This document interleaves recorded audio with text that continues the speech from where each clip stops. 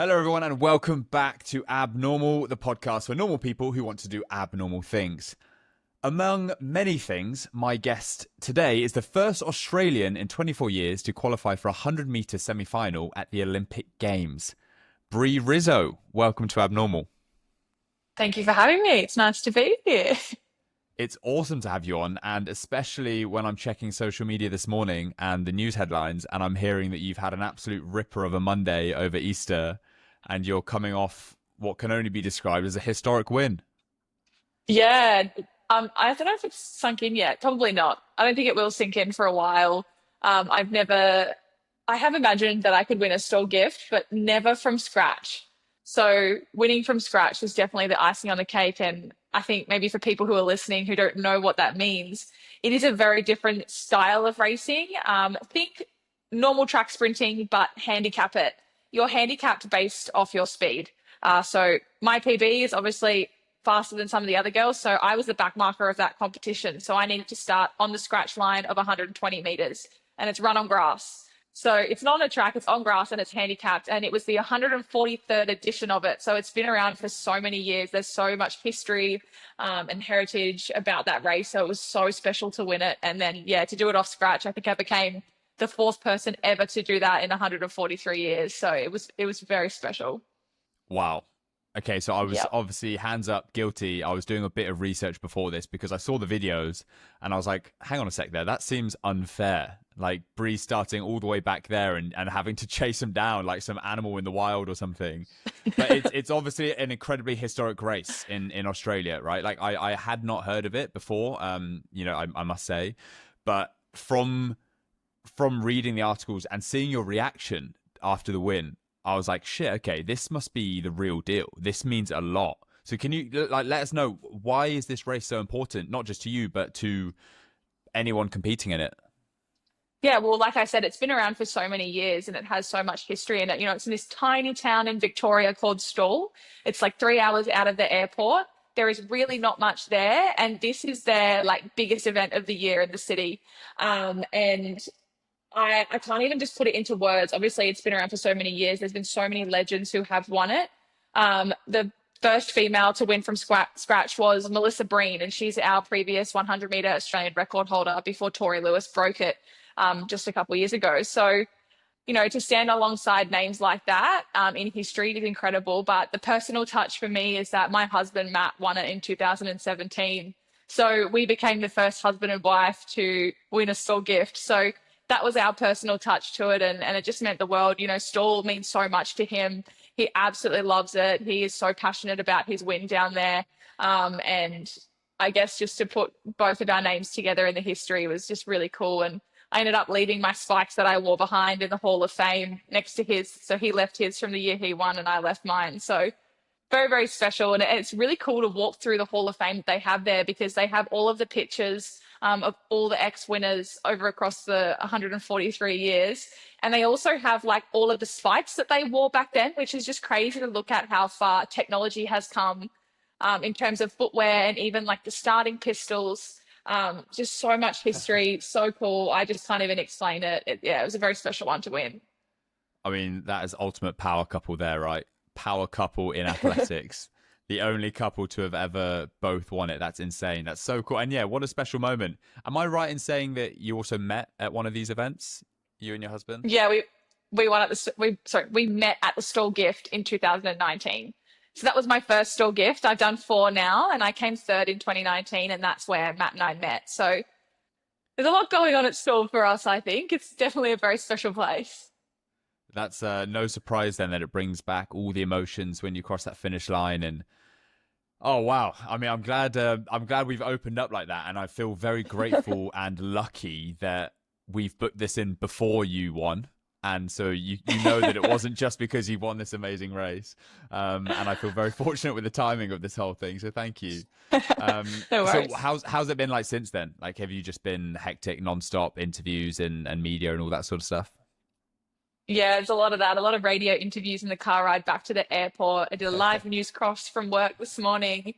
It's awesome though. Really nice to get the recognition for what I've done and the race deserves that recognition as well. Like I said, it's so historic. and I'm just on a bit of a high, to be honest. I don't know when I'm going to come down from it, hopefully soon, but I'll probably be very tired when I do. But yeah, just riding on adrenaline at the moment. Yeah, too right as you should be. But you're in the office. Why are you back at work? What's going on? Surely they've given you the week off or something.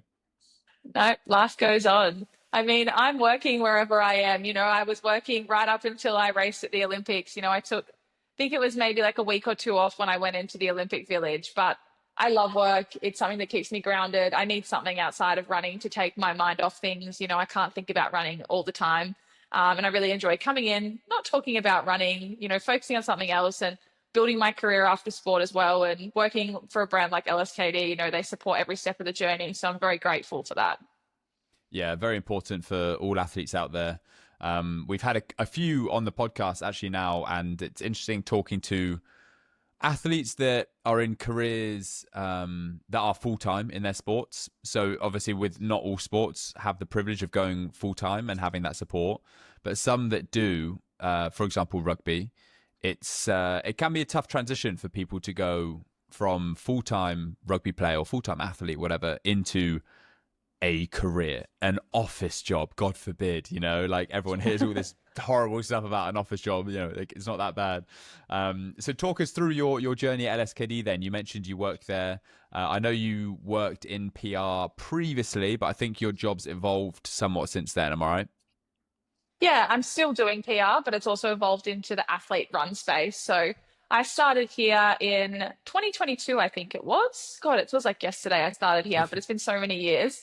I actually started getting involved with the brand as an athlete. I was working with them on social media and I got to meet the team. Jason invited me into the HQ, which was the old HQ. We're at a beautiful, nice, big one now. But back then, I remember going in and seeing the team just literally sitting on top of each other. They were quickly outgrowing the space that they were in. And they were so welcoming. And I think that they were the first brand that really wanted to know Bree as a person and get to know me on a deeper level. It wasn't so transactional. And I just really enjoyed meeting them and finding more out about the brand. And then, they offered me a job as soon as I finished university. I went to Bond University and studied a Bachelor of Communications with a major in marketing and PR. So they threw me straight into the PR deep end. Obviously, as an athlete, it's extremely hard to also have a job, also go to uni, but also do internships. So I didn't have a heap of experience in the real life world. So, they took a stab with me and said, look, let's just learn together. We don't really know what we're doing either. We're growing fast. We'll just take it day by day. And I'm like, cool, let's do it.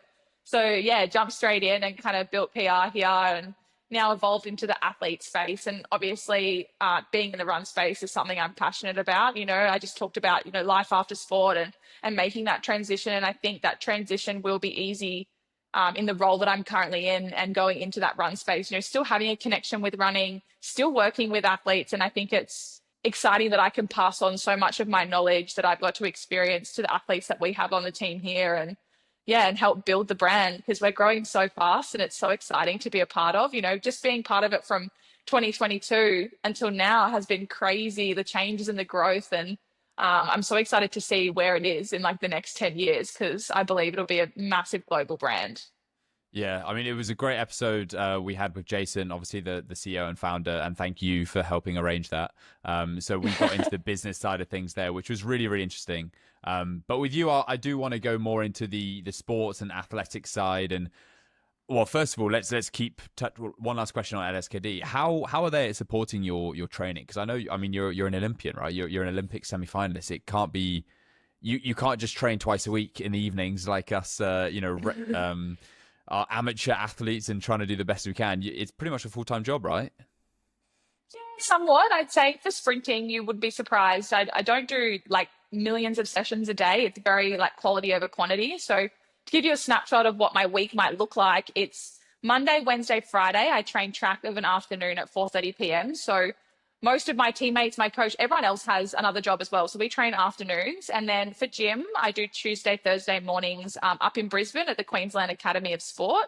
So for reference, I live on the Gold Coast. So I drive an hour and a half in peak hour traffic to gym of a Tuesday, Thursday morning, which people say, why do you do that? But the facilities at the QAS are incredible. I have a coach up there. I tee up massage and all of that at the same time. But then LSKD is in Logan, which is right in the middle. So I have my office days on the days that I drive to Brisbane, just to minimize that driving, and then work from home days the other days. And then I get weekends off, which some athletes don't get, but I get weekends off, which is really, really nice. So I've been able to kind of piece together work hours and training commitments. And I've done that for so many years of my life. And, just having the flexibility with the guys here at LSKD, I remember when I first joined the team and I was trying to make the 2022 Commonwealth Games and World Championships, and they would be my first major Australian teams in athletics. And I just put it all out on the line. People are scared to tell their employers, like, hey, might need this time off. And there's so many employers that won't employ athletes because of the crazy schedules and unpredictable things that we have. So I said to the guys, I said, look, worst case scenario or best case scenario, worse for you, but I could make Commonwealth Games team and World Championships team, literally find out with 5 days notice and have to leave for 3 months. So you cool with that? And they were like, yeah, like, we'll just work it out when we get there. And I was like, okay, like, at least I let them know. Like, I was always so scared. And that day definitely came around. I got the call sitting in this room. Actually, I found out about the Commonwealth Games right here in this seat, bawled my eyes out in a meeting. Was super, super exciting. And the team were just nothing but supportive of it. And they sent me over. I still work overseas. So a lot of the time with track and field, obviously, our domestic season is our summer season and the European season is the polar opposite. So we're just going all year round. And I spend a lot of that middle of the year, which is coming up very soon, in Europe racing. So I'm very grateful that the team are very flexible and allow me, and that my job allows me to just take my laptop and work remotely because, like I said, I need my job. I need some normality. I don't really love traveling. I don't really love being away from my routine and my home and my friends, but you got to make it work, and they know how I operate, and they know that I have a lot of tenacity. Jason knows that. So yeah, they just have this trust in me to just get my job done from wherever I am. Yeah, it sounds like a massive win-win over the long term for both you and the company. Like, it's great that you have that distraction away from training, and great that you can work from anywhere. That's what I absolutely love about the modern day and post-COVID is remote working. I fucking love it. Like, being able to just pull up a laptop in Bali or Thailand or the UK or Australia. It's just amazing. So yeah, kudos for holding that down. And is that normal though? Is that normal for like world-class athletes like yourself? Are your competitors and colleagues doing the same thing on the circuit? If they're also preparing for like an Olympic Games, are a lot of those athletes holding down full-time jobs as well? Look, I'm going to say not many. In Australia, the funding isn't very, very strong. So a lot of us athletes who are trying to make Olympics need to have a job. You need to be able to fund yourself. Like I said, you go to Europe for like 3 months of the year, and that's expensive. That's like a Euro summer, but it's not a holiday, it's work. So, is that all self-funded? Yeah, all of that self-funded. Okay. So yeah, if you're not in an Australian team and you're choosing to go and do your own individual stuff, you do that yourself. So yeah, a lot of athletes spend so many weeks, hours, days working to save up to be able to go and do this stuff and try qualify for these events. So there is a lot of athletes that still work, but if you're talking people in the UK, Olympic gold medalists, all of that stuff, they're generating enough funding over in the other side of the world from maybe their federations, their sponsors, and they probably don't work. So I think a lot of people think it's very odd, but in Australia, we aren't really that blessed with a heap of funding. So there is a lot of athletes that still need to work. Yeah, that was one of my questions that I'm genuinely really interested in, because we also had a Kenyan Olympian on who is now actually a Paralympian because he was a victim of a hit and run. So it was a horrific accident, but he's obviously made the most of it. But he was explaining the lack of support from the Kenyan team as well. Not for everyone, but for a lot of athletes, it's not very strong. So all his training is self-funded as well.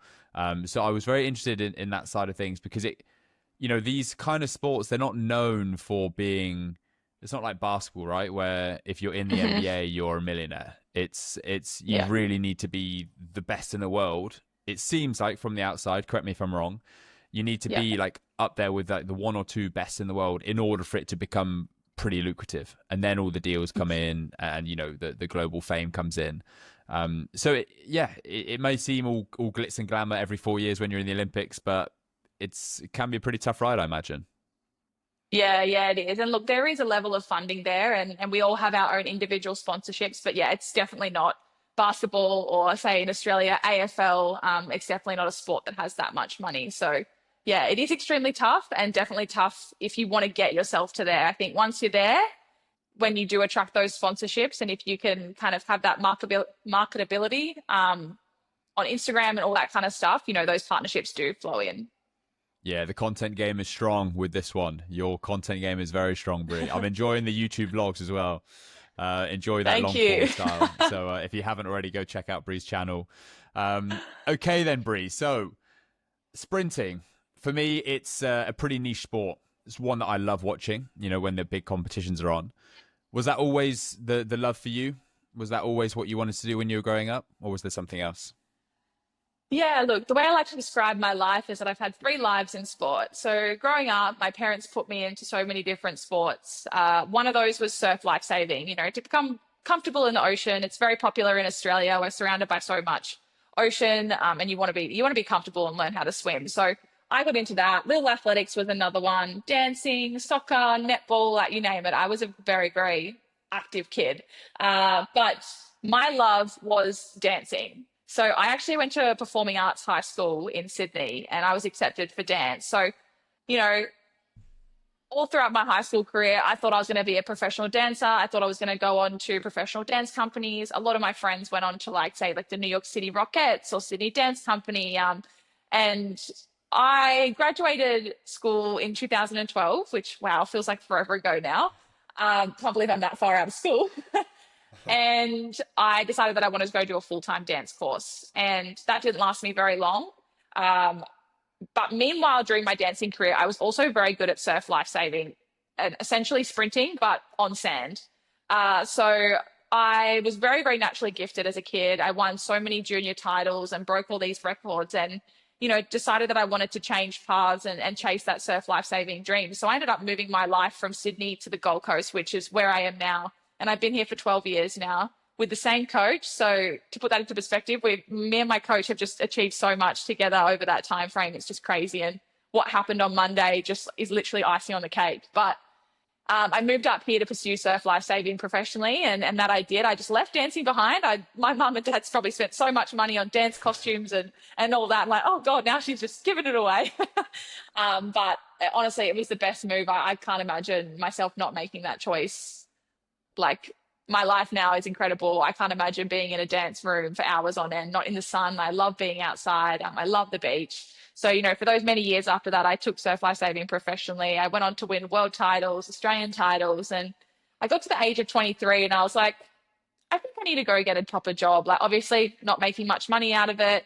All my friends were, you know, finding partners, which is crazy at 23. Like, you know, I feel like it's getting younger and younger with our generation, and buying houses. And I was like, wow, I'm so, like, left behind here. I'm working at my local juice shop. And that's when I decided to go to university.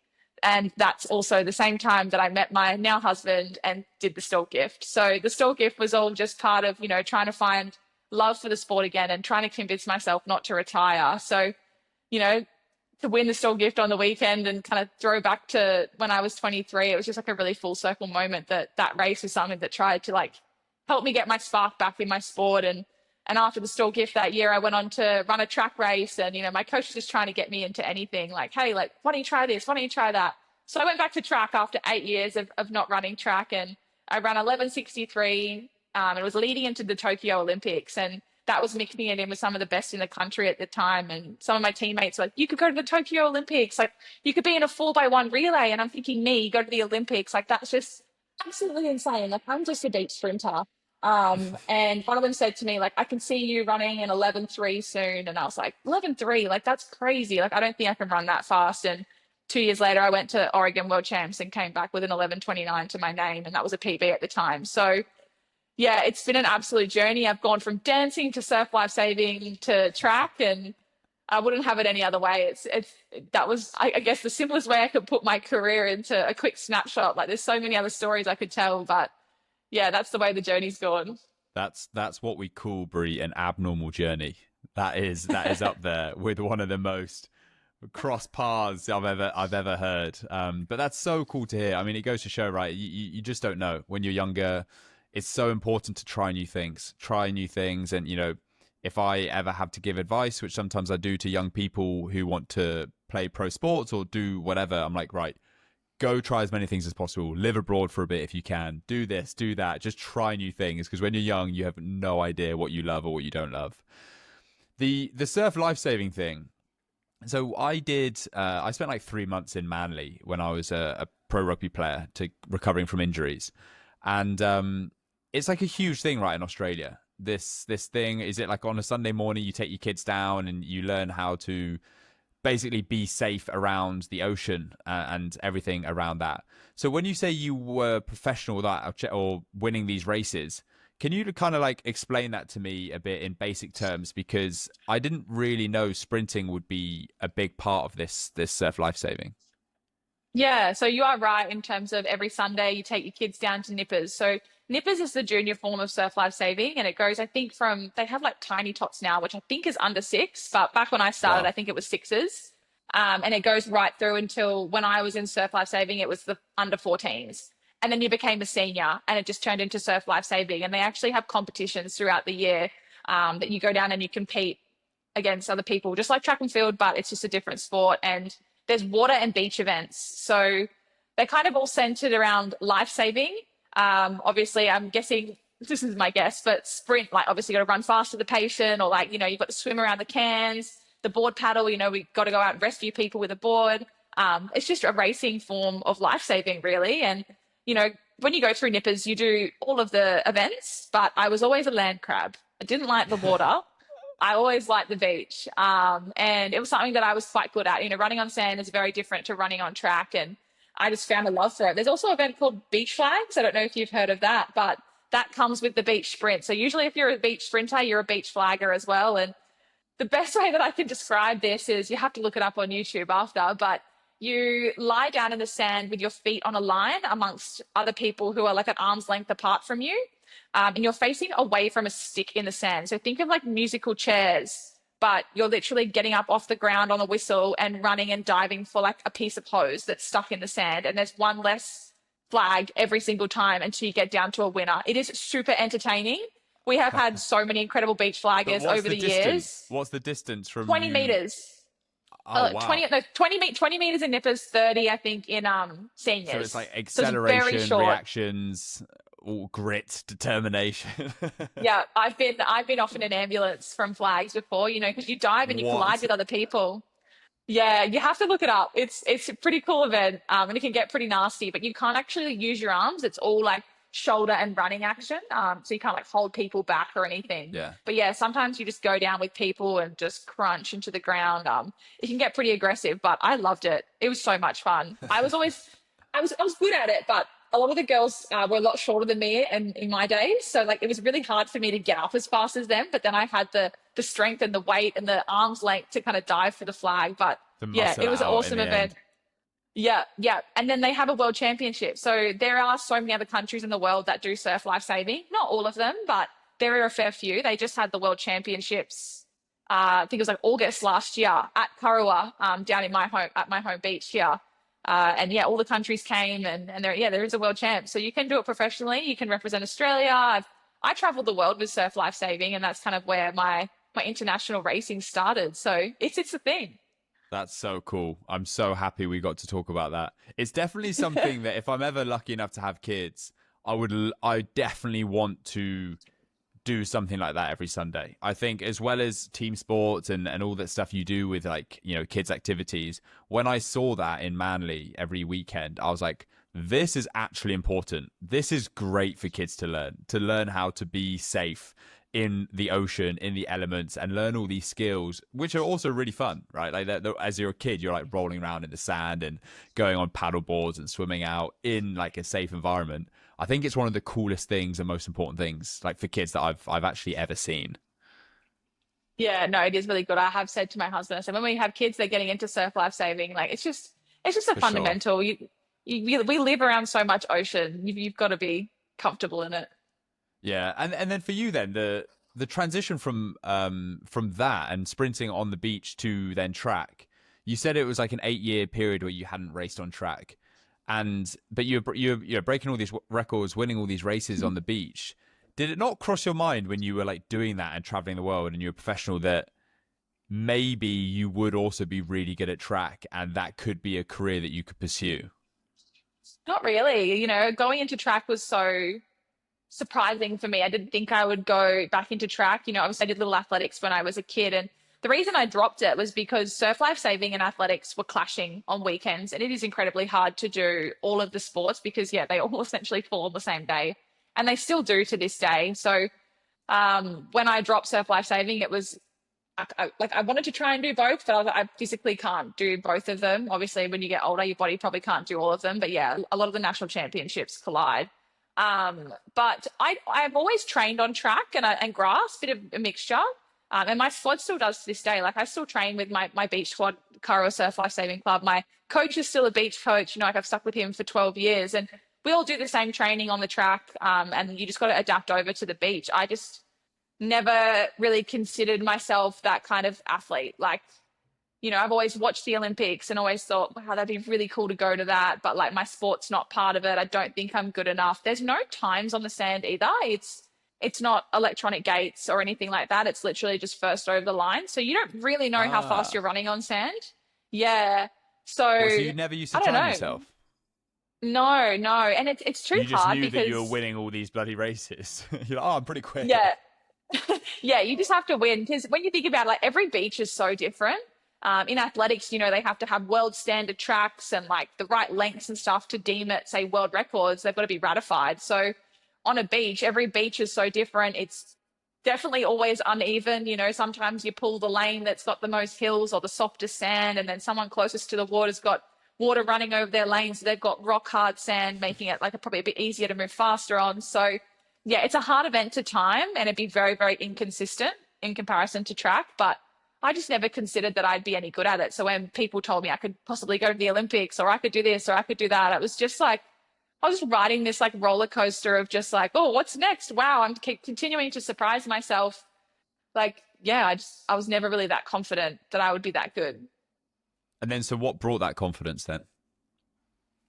I think just the milestone after milestone, like getting to a world championships, getting to a Commonwealth Games, running certain times that I never thought I would. I've just tried to enjoy the journey and not put too much pressure on myself. And I think that's where the results have just like come with it. I have no expectations on myself. When I came into track and field, like no one knew who I was. On the beach, everyone, expected me to win because I've been winning for so many years. It was just like the pressure was off. What have I got to lose? Let's just have some fun. Like obviously I wanted to retire. So I don't know.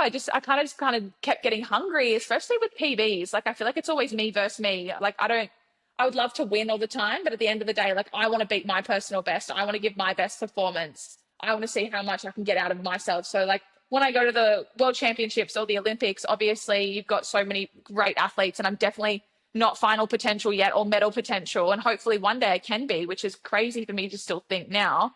Because we've never really seen an Australian sprinter that's final or medal potential in the last so many years.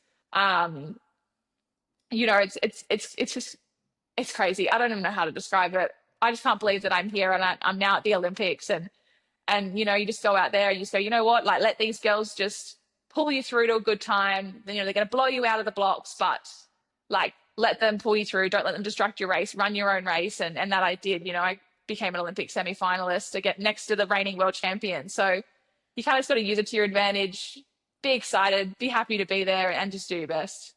What's that like then in sprinting? Because it's unlike any other sport really, because as you mentioned there, you're against yourself, you're against your own time, your PB, but naturally you're a competitor. So you're lining up wanting to win because you're used to winning and you've won your whole life. But talk us through like the mental side of it then, when you are going into a race, trying not to focus on other people and knowing that there are people racing that are maybe levels above still, and they're looking for world records or gold Olympic medals, but you are there to focus on your race to qualify for a semi-final, which might be coming third or fourth, right? So talk us through what that mental state is like compared to when you enter a race expecting and hoping to win. Yeah, look, I try to enter everything super relaxed and not overthink things too much. There's more to life than running, I like to say. At the end of the day, I'll wake up tomorrow and life will go on. Life won't end. Obviously, you can get extremely disappointed with, certain results, and you can be disappointed for 24 hours and then build a bridge, move on, because like you can't change what's happened in the past. And I just try not to put so much pressure on myself because, like I said, I know that I race better when I am more relaxed and when I just don't care. Almost, if that's hard to describe. I care obviously, but I need to not care too much that I psych myself out. And yeah, like you said, there's so many incredible athletes around you. You just got to grab hold of it and just, I don't know, hold on and just not. I don't like to expect too much out of myself. I like to set like really realistic goals. So some people after the Olympics like, oh, she only made a semi-final. Like we've got no hope in Australia. You have those haters online, but they don't understand what it takes to get there and what I've done so far. And like being the first female to qualify in 24 years into a semi-final is saying something. And that was my goal, and that's okay if that's my goal. And I try not to listen to the people around me. I want to please myself and my coach and my family and do what I know that I can do and be okay with that. And that I had the best Olympics experience. I don't even think I've had the come down from that yet. They say a lot of the Olympic athletes have that post-Olympic depression, and I had people checking in on me like, "Are you okay? Are you okay?" And I was like, "Yeah, I'm good." Like, I just try not to think into things too much and just really enjoy it. And you're only in this life once, and especially as an athlete, the time span is very short. And before you know it, I'm going to be retired and not being able to sprint anymore. So I just try and enjoy every moment and set those realistic goals for myself and change them as times go on, because being an Olympic semi-finalist definitely wasn't in my realistic goals a couple of years ago. So now I'm wanting to break an Australian record and whatnot. So it's crazy. It's amazing how fast life can change, eh? And Yeah. I mean, that's a really, really interesting insight, because when I look at these big sporting occasions, especially at an Olympic Games, and the camera shot where it famously goes across all the starters like that slowly, in my head I'm thinking, what the fuck are these guys thinking here? Like, what is going through their head? This is the biggest moment of their lives. And nature of sprinting, I imagine, correct me if I'm wrong, but you need to stay cool, calm and collected, because otherwise you get tense, you lose your technique, you focus too much on the result. And I'm like, wow, I've got so much respect for people, obviously anyone who qualifies for the Olympics, but especially people like yourself who perform in the Olympics and really, go above and beyond. And always fuck the haters, Brie. You're always going to get haters online. Yep. And that's not going to change. You could be just working in your local smoothie shop still, and you're still going to get haters. I promise you. So in the Olympic experience, let's talk about it. It was, in my opinion, a really, really special Olympics in France. I thought it was really unique, really well done. Talk us through your experience. I want to be a fly on the wall in Bree's experience. What was the Olympic Village like? What was the build-up like? What was the opening ceremony like? Talk us through your highlights. Yeah. So to start with, we didn't actually get to go to the opening ceremony. So this one's kind of funny. So the swimmers are on first in that first week, and the athletics is the back end of it. So those two teams are quite large. So the Olympic Committee for Australia doesn't have us in the village at the same time, just number of beds and all of that. So we were actually at a holding camp in Montpellier. So we always tend to miss the opening ceremony, but we get to go to the closing ceremony. But Australian Athletics popped on a opening ceremony for us around the track at the location we were at, and we did our victory lap with our flag. It was pretty funny, and it was special. It wasn't down the sign, but it was something else. So that was my opening experience. Finding out that I'd qualified, the journey to get there. Let's start with that. And not many people know this, some do, but it was an extremely hard process for me to qualify for the games. So the domestic season for us is super important in an Olympic year, and one of those events being the national championships. So at the national championships last year, I needed to finish top 3 to secure a spot into the Oceania team that year, which is a competition that has a lot of points on offer to qualify for the games. Now, to qualify for the games or a world championships, you can either run a qualifying time, which for the female 100 meters is 11:07, and that's currently faster than our Australian record. So it is really tough for us at the moment. There's no doubt in the next couple of years someone is going to run that, because the caliber in Australia in sprinting at the moment is incredible. But you can also qualify on points. So you can go around to certain meets around the world, and there are different levels that offer more points. You want to run fast, place well, and you'll get a better average point score. It's a little bit confusing, but they take your 5 best results and then merge them into an average point score, and then you're ranked against the best in the world. And for the Olympics, they took 56 athletes, and it's 3 per country. So you can only have 3 athletes per country qualify. So the Oceania Championships is a very, very high level event that offers a lot of points. And usually they say, like, you need that to qualify on points. And I wasn't selected for that team because I got sick at nationals. I ended up coming 5th. And it was a very, very tough, sad time for me. So I kind of had to find other ways to qualify. I ended up going over to Japan and running quite well. I really just like lifted to the scenario. It was very, very stressful for me. But I was like, what have I got to do here to get myself there? Because I'm 30 this year. I thought maybe that Olympics would be my last shot. I ended up, I was in the rankings, but towards the back end of the qualifying period, you know, the Europeans are racing. In Australia, we've done all our racing early. And like I said, a lot of us go over and start chasing more points over in Europe. But, you know, I'd been sick I think I got sick like 3 times in 1 month, and I just had no training. I knew that, like, if I wanted to be at the Olympics, at least for the 4x1 relay, as we'd qualified the relay team, you know, I wanted to have an experience at least and not be injured. I was like, I need to stay at home because I feel like if I go overseas, it's not going to be good no matter what. I just haven't got the work. I've been sick. I have risk of injury, and I have a risk of not even going to the games at all, even though I wanted to really be there individually as well. So took the gamble and I stayed at home, and I had that block of training. And, you know, I remember being at work and the guys are like, so where are you sitting on the list? And it's this online list that you just refresh every Thursday, and you just watch your name drop down the list. Oh my gosh. And it was honestly the most anxious I think I've ever felt for a period of like 1 to 2 months. I was waking up in the middle of the night, like watching people around the world racing. I had like a spreadsheet of who was above me and like what they needed to do to take over me. Like I went full crazy girl mode, but I just needed to know what was going on. I couldn't wait for the list to update on a Thursday. I just needed to be across it. And I was waking up with like night sweats. Like I was just so stressed. And I ended up heading over to Europe because we had some other competitions coming up for the relay team to prepare for the Olympics, and the qualification closed and I ended up finishing 57 of 56. So I was 1 spot out. But there is always risk that people are injured above you, or certain countries don't take athletes on points. They'll only take qualification time. So I knew there'd be a potential to roll up.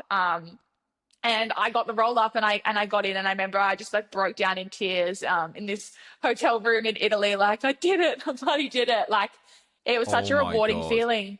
Yeah, it was so stressful because there was a minute there that I was like, I'm not going to qualify. So to then come out and, you know, become a semi-finalist was just like, that's what made that moment so emotional for me. It was just like the journey to get there was just absolutely crazy. And then like, I did it like it was meant to be. And that was just the way the story was meant to go for me.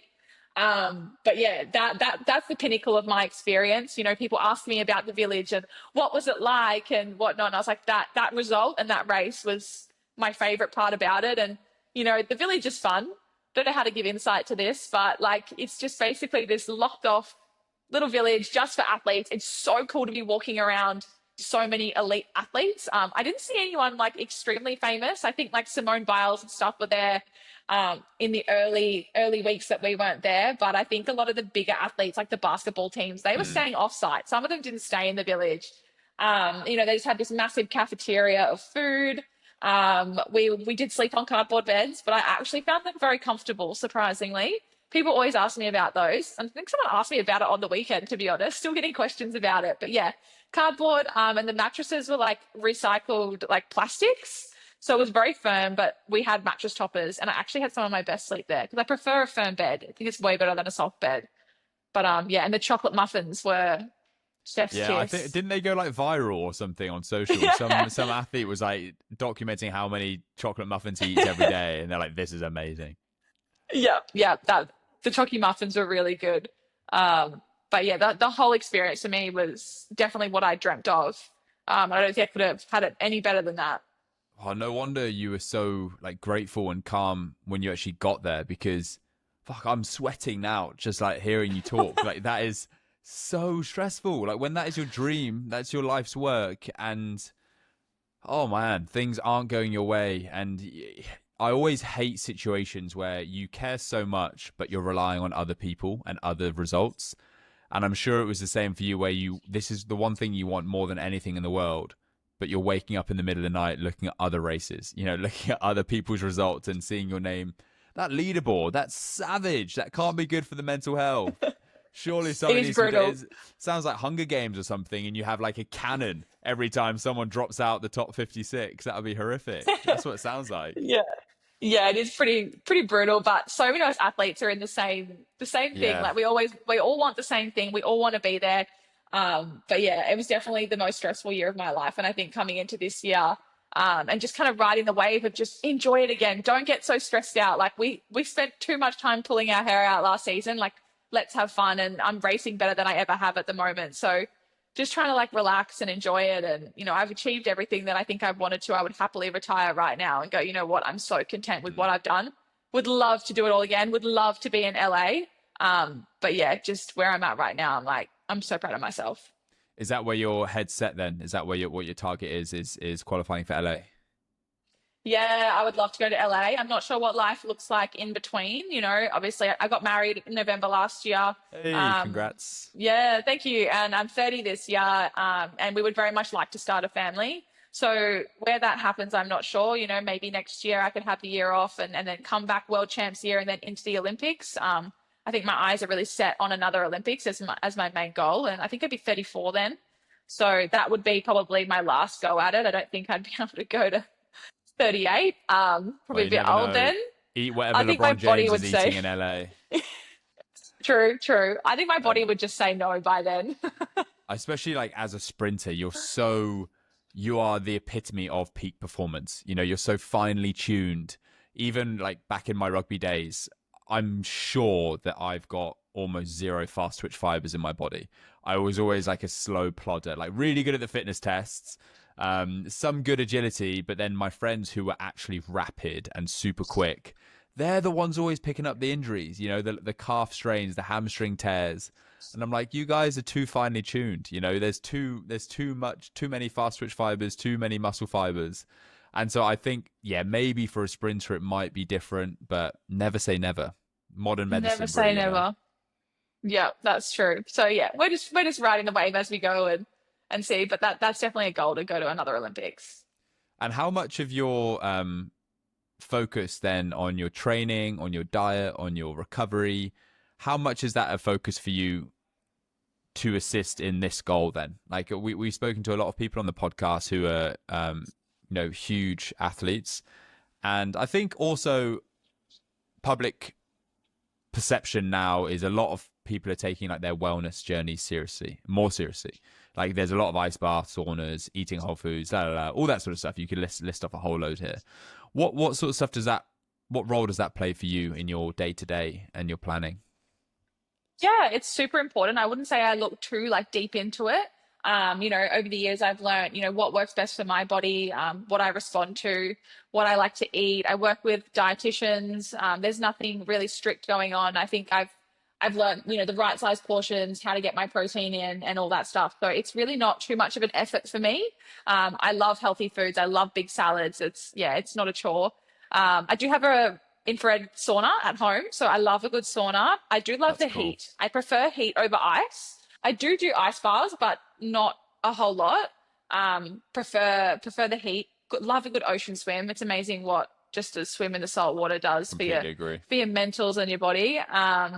But yeah, I've got a partnership with Hyperice, so I've got plenty of Normatec boots and massage Oh, guns and all that I jazz. love a good Normatec. Used to sit on the Yep. sofa for hours in those puppies. Yep, yep. And I travel with them everywhere. Like they come with me absolutely everywhere. It's like the perfect on the go thing if you can't get your physical therapy and nothing replaces, your physical massage hand therapy and that's something I get once a week. But yeah, to have all those devices and access to all of that is absolutely incredible and especially so handy when you're in Europe and you're on the go. But yeah, just making sure I'm always hydrated, warming up really well, and just not doing anything stupid that can injure me. Our body is a temple, and if we're going to expect it to perform in the way that we want it to, like you've got to treat it like that. So yeah, I wouldn't say I'm on any strict diet or anything in particular. It's just all round healthy.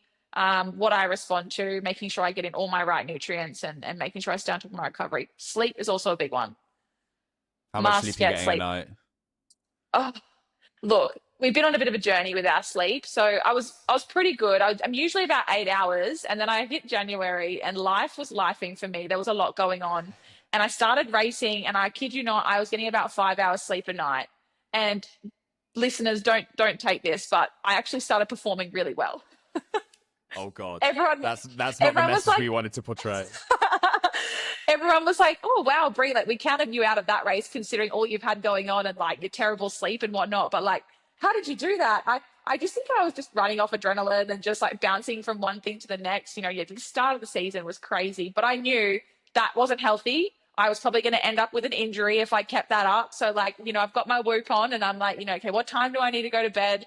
Like, this is really important, Bree. Stop being so slack. So we got on top of it. I think right before Stawell Gift, I had like 9.5 hours, which is absurd to me. But I'm really happy with like anywhere between like 7.5 and 8.5 is probably like average for me. More would be great, but sometimes, you know, you got to get up early, you got to go to work. I train late nights as well. So sometimes it's really hard for me to switch off, you know, sprinting and Interesting. getting the CNS up. Yeah, right before bed is quite Late hard. But nights, I always struggled with late night training.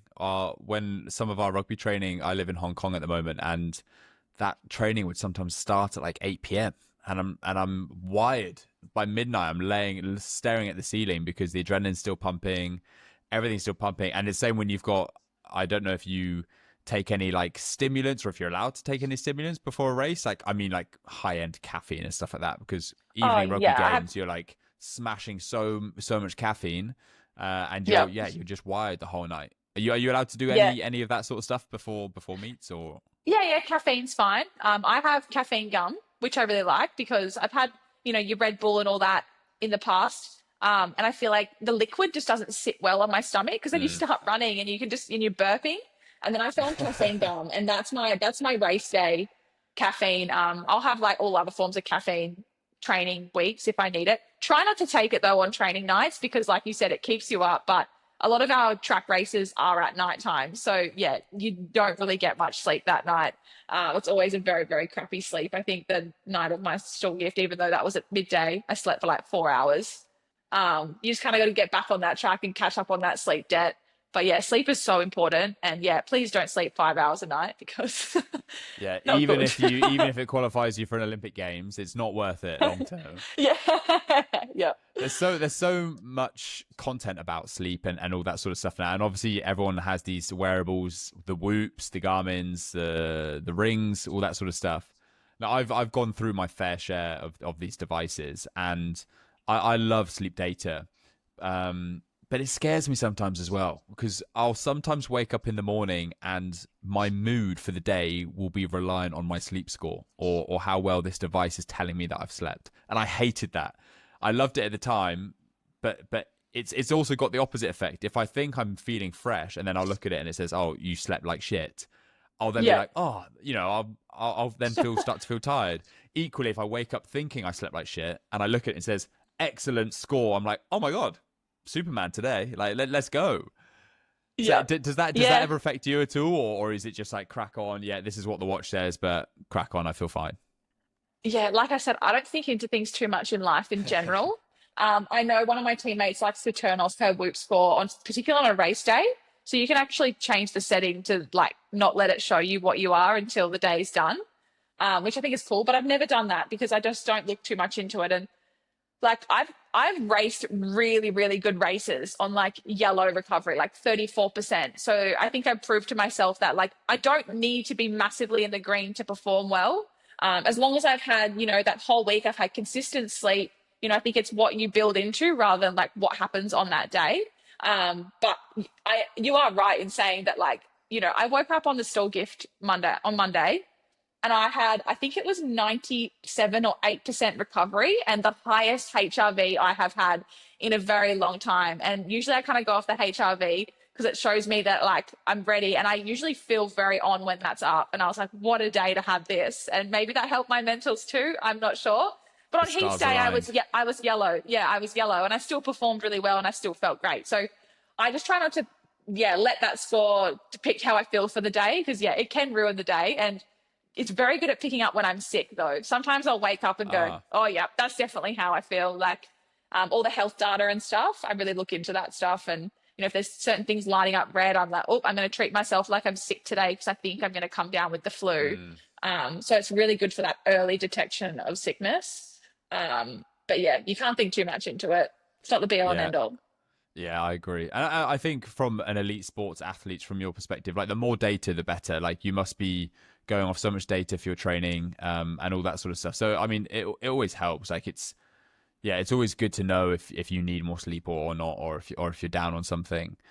In terms of your training, then I know you mentioned at the start of the pod your kind of routine for training throughout the week, and it sounds manageable. I'm saying from the outside, and I'm sure the sessions are hard, but talk us through how does sprint training compare then to some of the other longer distance sports then that we see in the Olympics? Because we see some sports that, like swimmers, for example, famously their training routine or regimen it sounds just fucking horrific. Like it sounds horrible. So how does being a sprinter and how does a sprint training compare to stuff like that? Yeah, look, I don't know how much I can say on this because I don't think I've ever experienced training like that or anything else really. But from what I've heard, obviously, like distance stuff, you'd be running a lot more kilometers. I don't know, maybe sprint training takes more time. So for sprint training, it's very social, I'm going to say. You do like a 10-meter block start, 20-meter, 30-meter block start, and you have 5 minutes rest and you just chat to your teammates. So a lot of my friends who've come along to sprint sessions are like, you guys just do a lot of chatting here. Like, do you do any training? So it's very quality over quantity, like I said. It's 110% like max effort, or depending on what the coach has set out for you for that day. But then it's like maximum recovery. So you want to be running at 100% each rep and getting the most out of yourself. There's no point in like having zero rest unless you're in preseason and you're trying to build up that stamina and fitness. But by the end of the season, it's quality over quantity, it's max rest, it's max efforts, and there's a lot of chatting and socializing going on. So I think it's really fun because, you get to chat to your teammates, you get to catch up with everyone. You're not just slogging through the pool by yourself with no music, or, you got waterproof headphones and stuff now. But I can imagine swimming to be quite boring if you're doing laps and laps and laps for hours on end and not getting to talk to your teammates. So I love sprinting. I love being at the track I think we're at the track for maybe 2 hours sometimes. It does go for a while when you kind of put together the warm up, the efforts, and the rest. But yeah, I don't know how it really compares to other stuff because I've never done it, but that's a snapshot into what I do. I love that. It does sound more fun, but you guys are race cars, you're finely tuned, as I've said many times during this. It's like, yeah, you need, I can completely understand why it is the way it is. So on that then, you just mentioned the training of the sprinter. What's one thing that maybe fans don't know about the life of a sprinter that you can share with them? Oh, that's a good question. I'm not really sure. Maybe that going to Europe isn't always just super fun. I think a lot of the people think, oh, like you just get to go to Europe every year. Like, I'm not complaining. I'm not complaining, but it's definitely not a holiday. It's work. You're going to really, really remote towns in Europe where there's not a lot going on. It's really hard to get to. It's very stressful. It's very hot. There's not good aircon on European planes, that's for sure. Aircon in Europe in general is horrific. They all think it makes you ill. It doesn't. It's not the aircon that makes you ill. And just like packing for such long periods of time, and then trying to race day in, not day in and day out, but every few days, and then experiencing that like kind of central nervous system fatigue, and then having to travel back somewhere and then get to a different country at such late notice. And it's extremely hard to race overseas, and I don't think many people know that. They see all like the results and the pictures and the things that go out on Instagram, but it is extremely tough to head over to Europe and try and race well and try and qualify for things. So yeah, it's not all glitz and glamour all the time. Is there anything that you would like to try post sprinting career that you can't quite do now? Maybe another sport or something that you're just unable to do now because of your career?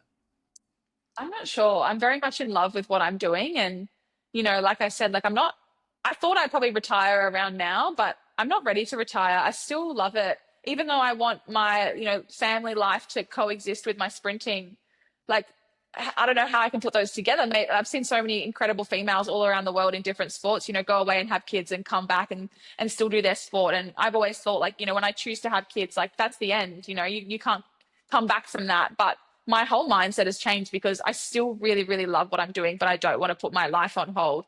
So I'm really hoping that I can do that.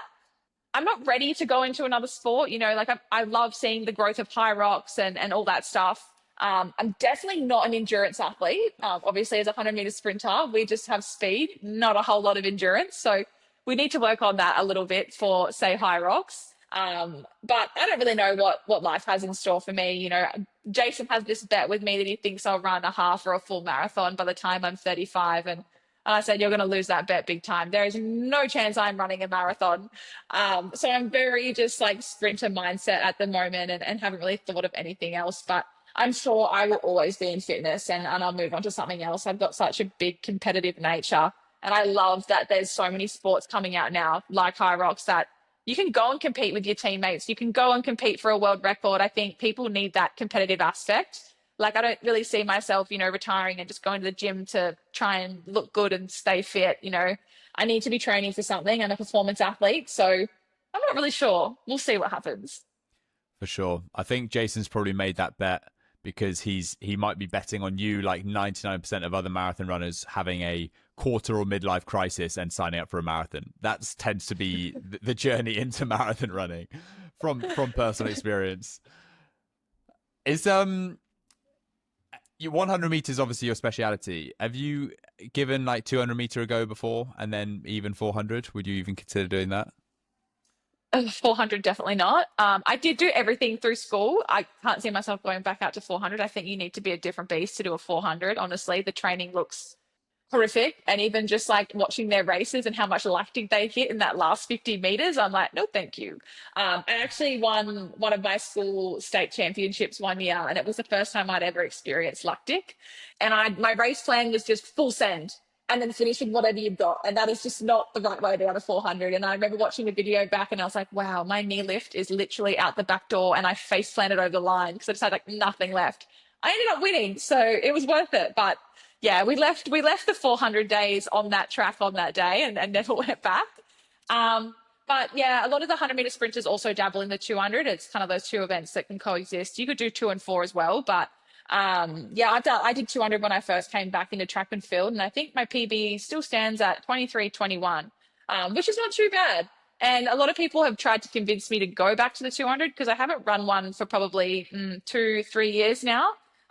It just got to the point where I just really wanted to focus on the 100. And then when you've also got like 4x1 relay as well, it's really hard to do all 3 of them, say out at a world champs or an Olympics, because you need to go out there and run PBs in every race to make it through to the next round. And by the time you get to the relay at the end, like your hamstrings feel like they're going to snap. And relay is like a massive focus for us here in Australia. We've got the Australian record. We qualified for the Olympics the first time in 24 years. We almost made the final. So we take relay quite seriously. So, I want to prioritize myself for that as well. So I can't really do it all. So I let the 200s go, and I don't enjoy them a whole lot, even though a lot of people say, oh, you've got such a great back end. And I'm sure that's going to come back into conversation after that Stawell Gift win, because my back end of my race was nice. But I'm not an expert, but from the video, I was like, I'm not going to lie. I watched it for the first half. I was like, there's no fucking way she's winning. And obviously the title was, you win. And I was like, and then you just come through. It's like you've hit the turbo. And I'm like, holy shit, okay, wow. And it was like something that sped your lane up. And so I was like, that's why I wanted to ask about the 200 meters, because I was like, well, if you can do that, then... Yeah. Well, I think that was 120 meters. And I think if there was a 120 meters or a 150, that would be my event. I think that last 50, I haven't really trained for.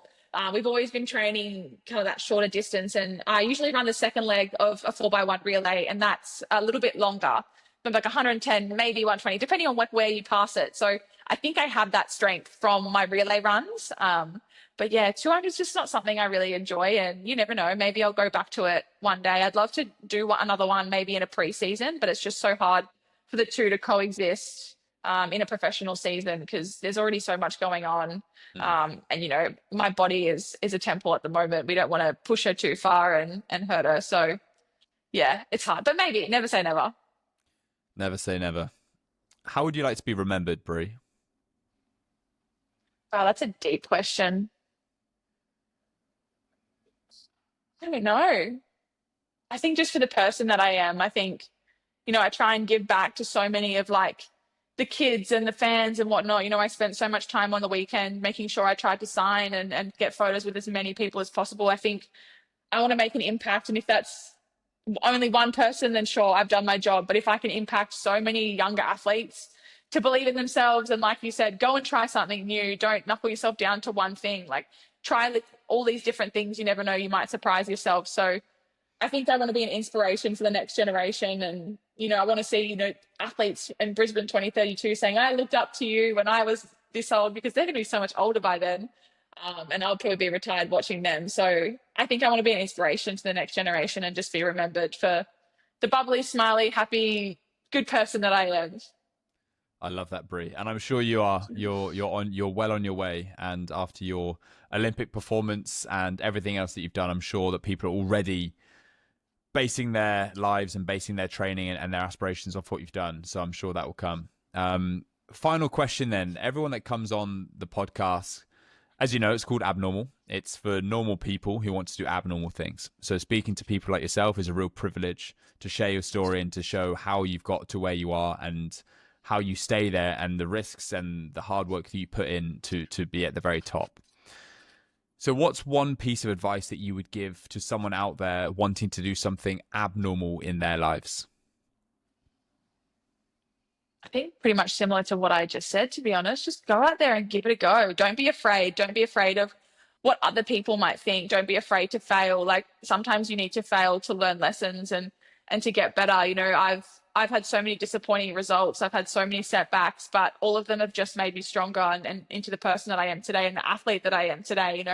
I don't think I would be where I am without those lessons. So I think you just need to dive into things head first, give it a go. Yes, you might fail, but like, what's going to happen? Like, what's the worst that's going to happen? Just keep going. If you're passionate about it and you love it, give it a shot. Outstanding. Bree, thank you so much for your time. Thank you for coming on to Abnormal. It's been a pleasure to talk to you. And I cannot wait to see what you get up to from afar over the next few years. So thank you again. Thank you so much. Thank you for listening to this week's episode of Abnormal. If you enjoyed, please consider subscribing to the channel and give us a 5-star review in whatever podcast platform you are listening or watching on right now, as it goes a long way to help growing the show. Thank you, and see you in the next one.